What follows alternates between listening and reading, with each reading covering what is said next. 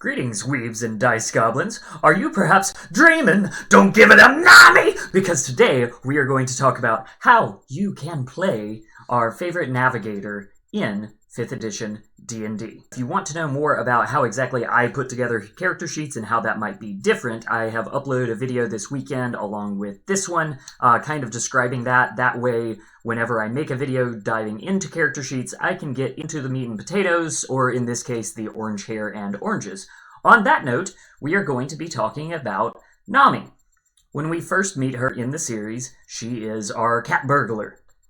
We later find out that she is actually a navigator. She wants to create a map of the whole world. But one interesting thing about Nami is when I'm making a character, particularly based on a piece of media that exists, I like to ask, what does this character do? By the time we get around to Arlong Park, which is kind of Nami's arc, Nami actually sits most of it out. She introduces us to the situation and the drama. She becomes the catalyst for the action where we see Luffy, Usopp, Sanji, and Zoro run off, and they take care of the fishmen, and they defeat Arlong, and Nami is able to make peace with her village.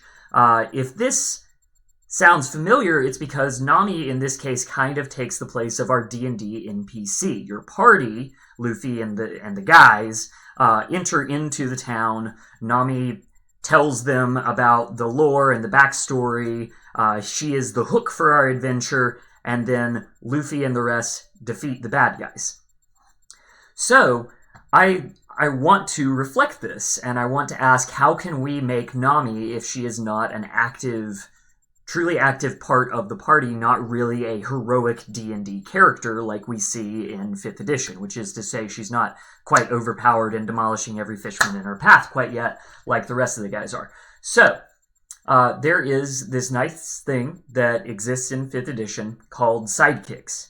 This comes from Tasha's Cauldron of Everything, and was actually introduced before in the Essentials kit. I use sidekicks a couple of times in my own games, and every time that I've had, they have insanely enhanced the group. Everyone loves having a sidekick. You can kind of take turns on who's playing them, or say, okay, your character that doesn't have 10 pages of spells to keep track of, maybe you get to play the sidekick, or even the DM can kind of play the sidekick as their NPC. We start with a CR 1/2 creature. In this case, that is going to be our scout.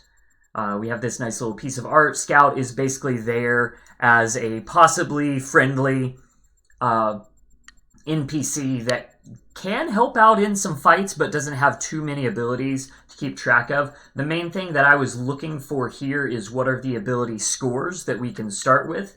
And we're looking at 11 strength, 14 dex, 12 con, 11 intelligence, 13 wisdom.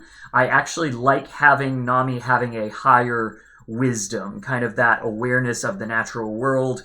For those first few arcs, she is sort of the lookout for the crew. She's telling a lot of the history before we get Robin in the mix. I like having a higher wisdom, maybe even a high intelligence too, but wisdom I think is going to be more important. So when we start with the scout, we are then going to build off of it. Sidekick gives you a decent amount of bonuses, and that is where we are going to make Cat Burglar Nami. Now, your sidekick does have levels. I have made Cat Burglar Nami at this phase in the story as a level 4 sidekick. So, what do we get? We're going to have bonus proficiencies with dexterity saving throws. We're going to know all simple weapons, so we can pick up a quarterstaff. We also have proficiency with navigator's tools and cartographer's tools. Very important. Skills. I was actually impressed here because with a sidekick, you get to take all the skills that, say, the scout had, and then you get to add on a few more, kind of like adding on for a rogue. So all in all here, our Cat Burglar Nami sidekick is proficient with acrobatics, deception, history, insight, nature, perception, sleight of hand, stealth, and survival. There were a few in there that were kind of tacked on, like the survival and insight, but I think especially nature, stealth, perception, acrobatics, sleight of hands, these are all really good. And of course, deception, because we have been hiding that we used to be with Arlong and sort of working against Luffy's best interests up until now when we realize that Luffy can save us and save our town. What else are we going to get? We are going to get the helpful ability. Nami can take the help action as a bonus action. This is very good, very useful. It doesn't take a lot of extra cognitive load in your game. If I'm playing a player character and also have this sidekick to say, okay, Nami moves up 30 feet, and then she is going to go meh at Albedo to distract her, giving me advantage on my punch. This is helpful, of course, because it's called helpful. We also get Cunning Action, which is familiar if you've ever made a rogue. On her turn in combat, Nami can take the dash, disengage, or hide action as a bonus action. So we are constantly going to be using our bonus action to do something useful for our crew or something to keep us out of danger. Whenever we have our action up, I've actually swapped out. This is sort of a nerf on the Scout that you don't have to do, but I've done it for the sake of flavor. We don't see Nami running around with a short sword and a longbow, so I've given her a dagger and a pistol. Pistols and firearms and laser beams are in the Dungeon Master Guide. It is something that does exist in Dungeons & Dragons. We have expertise, kind of like a rogue and a bard. I took that in nature and perception to reflect that, again, we are going to be reading the weather and reading the waves, to keep our crew safe and our ship sailing in the right direction, because we can't trust Zoro to do that. Ability score increase, we've bumped up our wisdom and our intelligence slightly. We don't have to be a fighter. We already have fighters in the party, with Zoro and Sanji and Luffy being our monster trio, Deathball, and Usopp providing fire support from the backline. We don't have to have super high dexterity to run in there with our dagger and pistol. You can also look forward if you use this sidekick to more stuff down the line. You get something called Coordinated Strike, you get Evasion, and you get Inspiring Help to kind of give a bard angle to help out, again, our Deathball monster trio fight better. But I think for kind of the Arlong Park era of Nami, this is going to be the character that most reflects what we see in One Piece, and this is a nice way to bring it into your game without necessarily having to dedicate to a PC. This can be something that you as a DM can use even. So that is all for Cat Burglar Nami. If you like this, I would recommend looking at the Mastermind subclass of Rogue from Xanathar's Guide to start taking advantage of that bonus action help and be more of a support skill monkey than a sneaky stabby sneak attack rogue. Fullmetal Alchemist. But let's say you're already typing in the comments, I don't want to play a sidekick. Nami is a member of the Straw Hat crew, a super important member. I also like to deal some damage too. Well, that's totally fine, because this is not the only version of Nami that we have at our disposal. In Oda's concept work, Nami used to look very, very different. Here we see what the fandom has dubbed Full Metal Nami.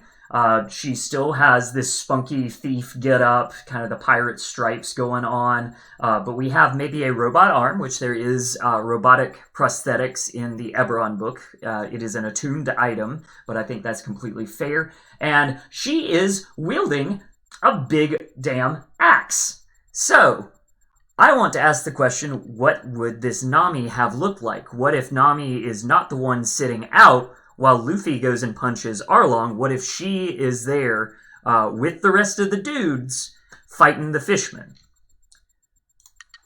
So, for race, Bugbear is a decent choice, I was thinking about here, because we're sneaky and strong, but I'm actually going to go with Lightfoot Halfling. When we customize our origin, I'm going to give this Nami +2 on strength and +1 on dexterity. We are going to be brave, we are going to be lucky, and we are going to have halfling nimbleness, which will allow us to scurry underneath big fishmen, giants, and navy admirals, and naturally stealthy will allow us to hide behind our crewmates until it's our time to shine. We are going to swap out the halfling language for primordial so that we can make questionable deals with fishmen. For the background, I made a custom background. Y'all know I like those. called Indentured Mapmaker. Our skills are going to be Deception and Nature. Our tool proficiencies, we're keeping Cartographer's tools and Navigator's tools, like we already talked about in the Sidekick build.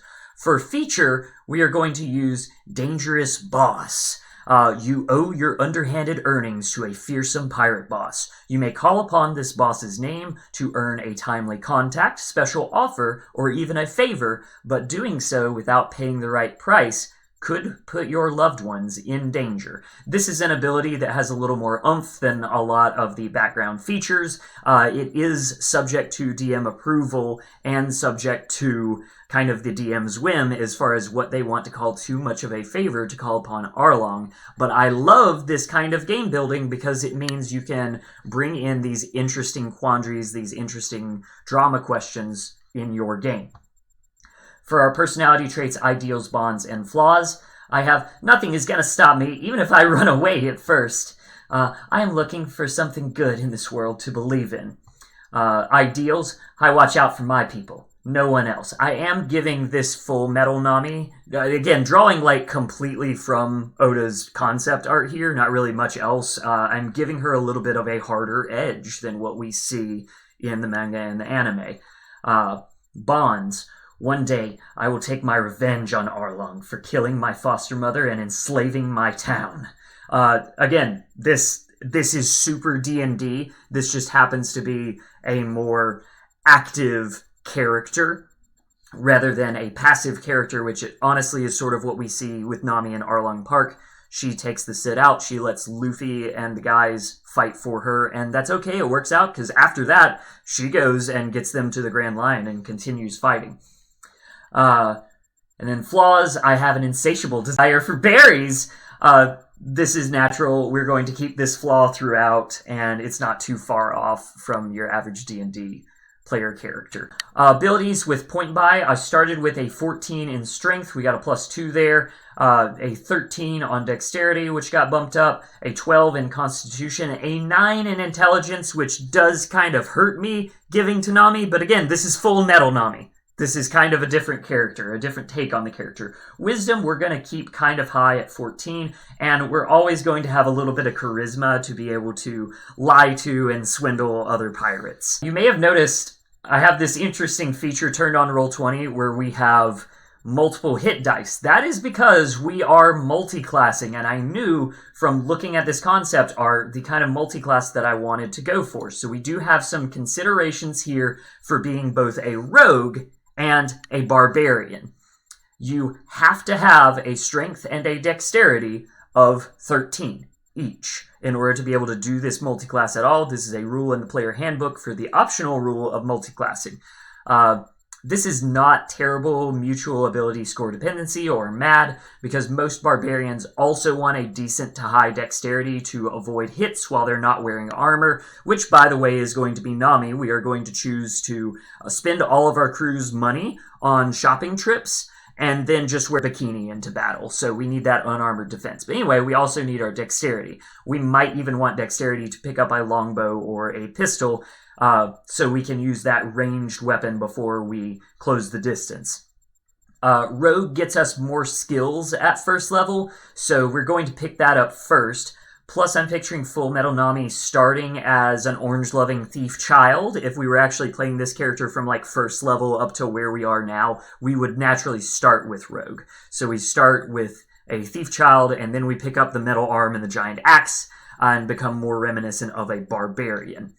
Rogue is going to get us expertise in stealth and thieves' tools so we can get in position and then smash. We speak Thieves' Cant and can perform a sneak attack, which I will definitely be talking about later. At third level Rogue, we will take Swashbuckler for a flavor win, but also because it allows us to attack our enemies and dance away without always using our cunning action on disengaging. Rakish Audacity allows us to one-on-one opponents for sneak attack damage without going full reckless, which we'll get into later, all the time.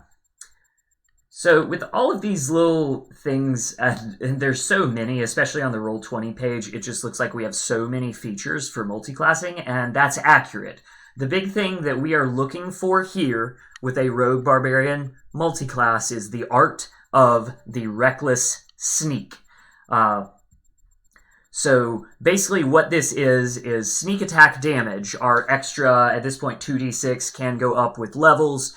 We are going to add that damage once per turn whenever we hit, and in order to do that, there's a few conditions, but usually it's that you have advantage on the attack roll. Reckless Attack, a second level feature for Barbarian, says we can just turn on advantage on our attack rolls. But there are some little intricacies to these rules to pay attention to. So, what do we have to do for this? Rage bonus requires a melee attack using strength to get the damage bonus. Reckless Attack requires melee weapon attack rolls using strength. And Sneak Attack requires a finesse weapon or a ranged weapon. So unfortunately, even though our concept art shows very much what I would call a great axe, or maybe it's just a giant's hand axe, we are not going to be able to use that to full effect because we want a finesse weapon. What did I pick? You may have already noticed it on screen. That is going to be a whip. This is a slashing weapon with reach and finesse. Except we are going to name it, well, I'm going to roll it right there, but we are going to name it, watch this, Giant's Chain Hand Axe. Boom! I am still using the rules of the player's handbook. All I have done is gone in for a flavor change and changed the name of the weapon. This is something that is encouraged in the player handbook. You can turn a longsword into a katana. You don't have to make a separate stat block. So we are going to call this a Giant's Chain Hand Axe so that we can hit people from 10 feet away. It is going to do a d4 of slashing plus 4 from our strength, which is not bad. We're going to get 2 from our rage damage. And if we're attacking recklessly, or if we are using our rakish audacity to get closed in and one-on-one somebody, which does often happen with the Straw Hat crew, we like to square up with our different crew members. If I were to go again, I get a 25 on this attack roll, and the damage is going to be 12 and 7 for a nice little 19. So we're dishing out good damage. I will go ahead, before somebody says it, and say that if you do all the math, if you really get your spreadsheets out, Barbarian dishing out extra attack with a Great Axe would come close, if not overlap, this damage per round as reliable. So, this is a concept. It's still good. It still works. Is it optimized? Probably not. In fact, I'll just go ahead and say definitely not. But we're not here to optimize a build.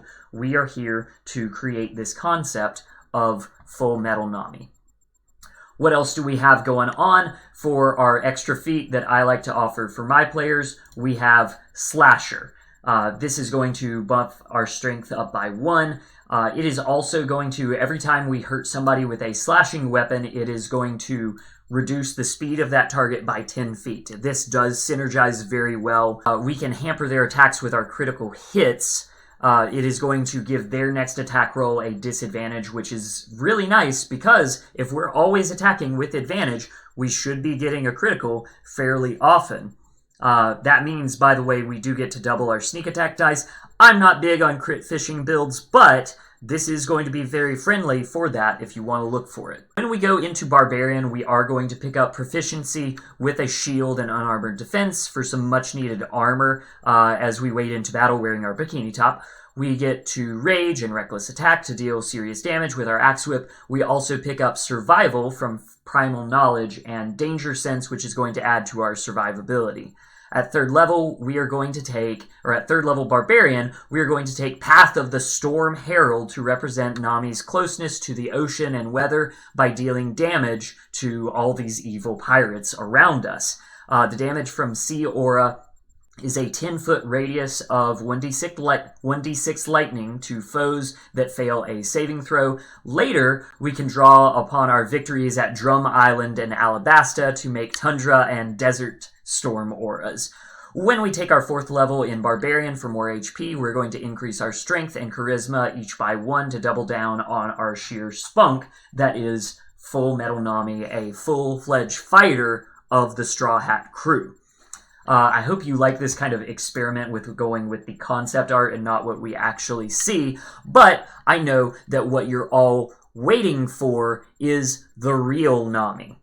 Fullmetal Alchemist. This is actually following up on a request from one of my subscribers named Mr. Prince69, who says, what if Nami from the Strawhat crew was a mermaid? Interesting question, but I'm happy to say that we do have a Nami who is a mermaid. This is Nami the Tidecaller. So for this one, we are going to go with a sea elf for the race. I considered Triton. We're going to go with a druid to kind of have some nature magic going on, lots of healing. We're going to pick Circle of Dreams. You'd be surprised at how much HP of healing this druid can put out compared to maybe like a life cleric. We're going to decide on because everywhere 9 spells we have master here is going to be more kind of like foundation and wisdom. Fullmetal Alchemist. Yes, that's right. You want the real Nami. We are in Wano. We are fighting on the Battle of Onigashima, and we have finally put on some armor. Incredible. So, this is Nami as she appears in Onigashima. I am going to say Wano spoilers for this. But let's look at what I've made here for our final true Nami. For race, we are going to keep the Lightfoot Halfling like we did with Fullmetal Nami. The difference here is we will take +2 wisdom and keep the +1 dexterity. We don't need strength in this build. That is going to actually round out at a 10. We're going to start with 9, 13, 12 constitution, 12 intelligence, 15 on wisdom, you can see that got bumped up, and 12 on charisma. We're going to be fairly well-rounded, but more towards those mental stats. Excuse me, I need some orange soda. Background, I'm actually going to break from my custom backgrounds a little bit because I think Sailor fits very well, mostly on behalf of the ship's passage ability, where it's basically like, oh, we're going to Fishman Island, I got us covered. Oh, we're going to Punk Hazard, what are we going to do with our boat? I got us covered. We're going to keep Navigator's Tools and Perception Proficiency. We'll just be taking Cartographer's Tools instead of Water Vehicles, because we now have Jimbei to helm the ship, and Frankie, like, we don't have to be proficient with the water vehicles. And we'll swap Athletics for Acrobatics to,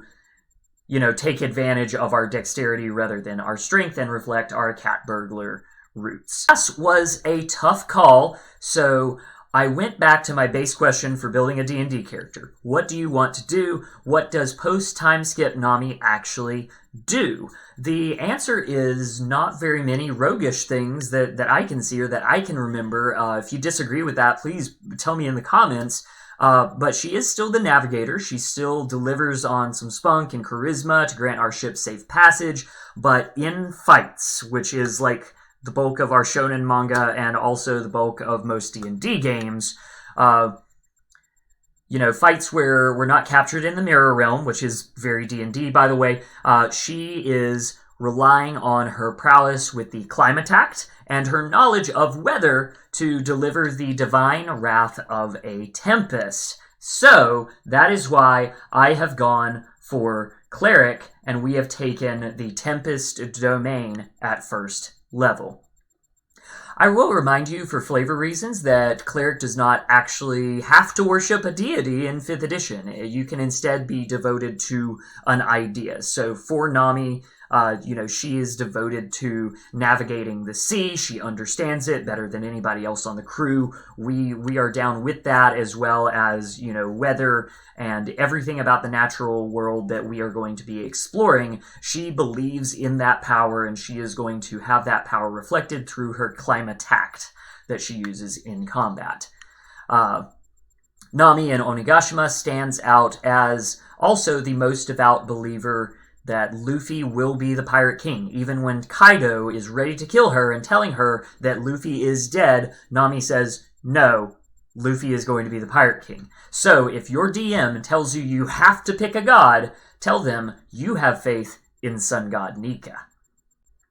Cleric is going to give us a lot of abilities that all boil down to, I hurt you with the power of the sea and storms. The storm says, you can thunderously rebuke attackers. This is a defensive offense ability. Basically, when we are hit within 5 feet, they are going to take lightning damage. And we can do this a few times per day. We still have Lucky, we still have Brave, we still have Halfling Nimbleness, Naturally Stealthy, Ship's Passage. Our first level feat is going to be Wood Elf Magic. you can take whatever feat regardless of racial requisites because Tasha kind of got rid of race essentialism. That's good. So, why is this important? Well, it gives us an extra pickup of spells. We can cast Longstrider or Pass Without Trace, which is a really good support pickup, and especially for our crew trying to make people like Luffy and Zoro stealthy, we are going to have to help that. So we're going to have Pass Without a Trace once per long rest, but more importantly, we're going to pick up the Shillelagh cantrip so that we can power up our Climatact quarterstaff to be able to rely on our high wisdom rather than our mediocre strength. So we are going to be able to bash some heads with our Climatact. This is good. Channel Divinity, Destructive Wrath for Tempest. Starting at 2nd level, you can use your Channel Divinity to wield the power of the storm with unchecked ferocity. When you roll lightning or thunder damage, you can use your Channel Divinity to deal maximum damage instead of rolling. This is nice. Again, we are not built to deal damage quite like Zoro and Luffy, so we are going to get that from other places where we don't have to rely on the dice or our strength and dexterity. We are going to rely on, the Climatact and the weather did it for me because I command them. We can turn undead. Doesn't come up a lot in One Piece, but you know what?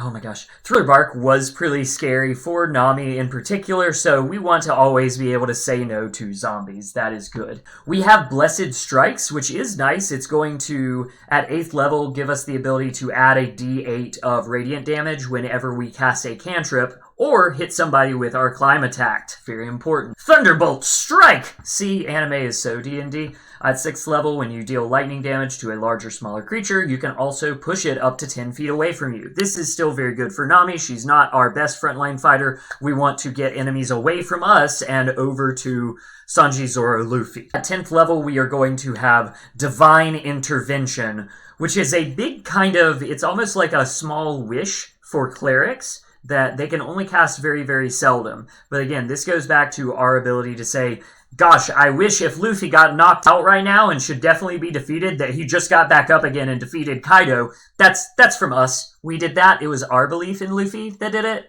Yeah. I do want to talk about these spells because it is very important to a full caster. We have Guidance, we have Mending, we have Spare the Dying. At 1st level spells, we have Fog Cloud and Thunder Wave from our Tempest domain. We are also going to have Guiding Bolt, giving us a little bit of lightning damage, and then setting up an advantage attack for one of our allies. We have Healing Word to say, no, Luffy, don't give up, and give a little bit of healing.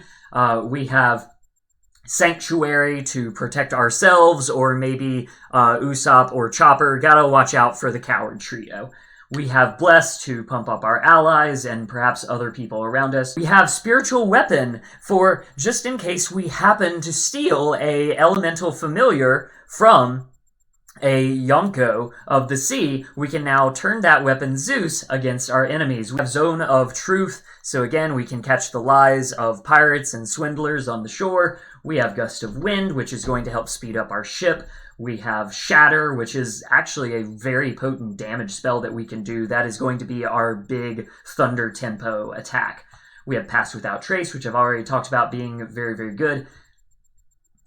Beacon of Hope, I think very well encapsulates Nami's character. It is also a fairly powerful concentration effect in the game. We get to choose a number of creatures within 30 feet, and for the duration of concentration, up to a minute. Each target has advantage on wisdom saving throws and death saving throws, and regains the maximum number of hit points possible from any healing. We are going to create food and water so that we do not have to always rely on a certain pervy chef. We are going to use Spirit Guardians, a must-have spell for clerics that I was originally not going to give to Nami until I thought this was the perfect implementation of Mirage Tempo. Get all of our big and little Namis to attack our enemies. We are going to be able to call lightning, of course, and we're going to throw a sleet storm in there just for fun. We're going to have freedom of movement because it's important to run away in the middle of a fight, and we have been the damsel in distress too many times. We won't again, so we are going to be able to get out of it. We're going to be able to locate certain creatures, again, so that we can sick the monster trio on them. We are going to be able to control water, that's handy. An ice storm, again, Tempest is just throwing some fun weather spells, which can come in niche, which fits Oda pretty well because we never really know exactly what Nami's or any of the Straw Hats' movesets are until they do exactly the right thing that we need, and I love that. Finally, at 5th level, we have Destructive Wave, we have Insect Plague, but the big pickup here is Summon Celestial. This is where we are going to bring out Zeus in his full power because he is now ours. We command him, not Big Mom. That is a big power-up. And in fact, I did consider in the first iteration of this character sheet that Nami, as if we see her post-WANO, she is really going to be using Zeus in combat. So I thought about making her a Circle of Wildfire Druid. Because the Circle of Wildfire Druid really relies on having this extra companion rather than turning into wild shapes yourself. It is, of course, made of fire, so it would take a at first I was thinking it's going to be a question to your DM, hey, can I trade out the word fire for wildfire with like thunder or lightning? However, the reality is that there are maybe too many creatures in D&D 5th edition that resist fire damage, and so fire is kind of the weakest of the elemental energies. By saying, can I have lightning or thunder instead, this would actually be giving a buff to this character that might not be available for other players at the table. That's the kind of thing that I would say yes to as a DM with caution, because as the DM, you can always say, well, instead of giving this elemental resistance to fire, I'm going to give it resistance to lightning if I need to balance out this fight. That's fine, you can do that. However, the more I looked at Circle of Wildfire, the more I noticed the reiterating themes of the Phoenix being able to heal and revive your allies with the power of wildfire, not just do fire damage. And so, many of you already know where this is going. I think that Circle of Wildfire Druid is actually how we would build Marco. So that is just an honorable mention. Finally, rounding out this character sheet, because it did wind up being pretty complex, we are now wearing a breastplate. We are not carrying a shield, but with our dexterity, we have an okay armor class of 16. At 8th level, when we get another feat or ability score improvement, I want to take Bountiful Luck. This is going to take our ability as a halfling to re-roll our nat 1s and share it with our allies. This feat is one of my favorite things in 5th edition, period, and I think it ties in with the Straw Hat spirit perfectly. That we have gone from Cat Burglar Nami, somebody who was lying to Luffy and Zoro on behalf of Arlong. She has gone through the journey, become a warrior of the sea in her own right, defeated her own one-on-one bosses. She is using not only the power of weather and the climate act, but she is commanding the minion of a Yonko for herself, and she is now sharing in her luck and occasionally sharing in the berries and the shopping sprees with her crew. Well, if it's possible to have too much Nami in your life, I think that is enough Nami for today. Did you agree with my builds? Was there one that was in particular your favorite? Is there anything that you think I missed that you think you would like to provide your own spin on? I would love to hear it, truly. Let me know in the comments what is the next Straw Hat that I should do a character build or 3, 4, or just another One Piece character that you would like to see. Doesn't have to be a Straw Hat. If also you have any secret questions that you don't want to broadcast out, that you maybe have your own One Piece D&D, or you want to create an inspired character and you don't want anybody else to know about it, you want the best personal, professional D&D advice you can get, please check out my website, truesightdnd.com, where you can book a session with me to talk about everything that you need to build your best character, or as a DM, make your next game the best that it can be, because I believe in you.